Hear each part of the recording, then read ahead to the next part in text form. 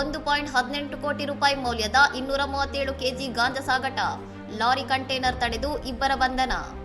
Telangana eagle force ಮತ್ತು ರಾಚಕೊಂಡ ಮಾದಕ ದ್ರವ್ಯ ನಿಗ್ರಹ ದಳದ ಜಂಟಿ ಕಾರ್ಯಾಚರಣೆಯಲ್ಲಿ ವಿಜಯವಾಡ ಮುಂಬೈ ರಾಷ್ಟ್ರೀಯ ಹೆದ್ದಾರಿಯಲ್ಲಿ ಸಾಗಿಸುತ್ತಿದ್ದ 237 ಕೆಜಿ ಗಾಂಜಾವನ್ನು ಪೊಲೀಸರು ವಶಪಡಿಸಿಕೊಂಡಿದ್ದಾರೆ.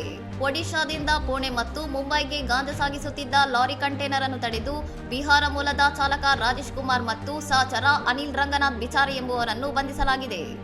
ಪುಣೆ ಮೂಲದ ಸುರೇಶ್ ಕೇದರಿ ಮತ್ತು ಧರಮ್ ಶಿಂದೆ ಎಂಬುವರ ಸೂಚನೆಯ ಮೇರೆಗೆ ಆರೋಪಿಗಳು ಒಡಿಶಾದಿಂದ ಗಾಂಜಾ ಖರೀದಿಸಿ ಸಾಗಿಸುತ್ತಿದ್ದುದು ವಿಚಾರಣೆಯಿಂದ ತಿಳಿದುಬಂದಿದೆ. ಲಾರಿಯ ಕ್ಯಾಬಿನ್ನಲ್ಲಿ ಗಾಂಜಾ ತುಂಬಿದ 10 ಗೋಣಿ ಚೀಲಗಳನ್ನು ಅಡಗಿಸಿಟ್ಟಿದ್ದ ಆರೋಪಿಗಳನ್ನು ಕರೆವಿವರ ದಾಖಲೆಗಳು ಮತ್ತು ಖಚಿತ ಮಾಹಿತಿಯ ಆಧಾರದ ಮೇಲೆ ಪೊಲೀಸರು ಬಲೆಗೆ ಕೆಡವಿದ್ದಾರೆ. ಪ್ರಕರಣದಲ್ಲಿ ಶಾಮೀಲಾಗಿರುವ ಕೇದರಿ, ಶಿಂದೆ ಮತ್ತು ಪವಿತ್ರ ಕುಮಾರ್ ಸಬರ್ ಎಂಬುವರು ತಲೆಮರೆಸಿಕೊಂಡಿದ್ದು, ಅವರಿಗಾಗಿ ಪೊಲೀಸರು ತೀವ್ರ ಶೋಧ ನಡೆಸುತ್ತಿದ್ದಾರೆ. ರಾಚಕೊಂಡ ನಾರ್ಕೋಟಿಕ್ಸ್ ಪೊಲೀಸ್ ಠಾಣೆಯಲ್ಲಿ ಪ್ರಕರಣ ದಾಖಲಾಗಿದ್ದು, ರಾಜ್ಯಾದ್ಯಂತ ಗಾಂಜಾ ಸಾಗಣೆಯ ಜಾಲವನ್ನು ಭೇದಿಸಲು ಈಗಲ್ ಫೋರ್ಸ್ ಕಾರ್ಯಾಚರಣೆಯನ್ನು ತೀವ್ರಗೊಳಿಸಿದೆ. ಇನ್ನಷ್ಟು ಸುದ್ದಿಗಳಿಗಾಗಿ ನೋಡ್ತಾ ಇರಿ ಸೌರಂ ಟಿವಿ.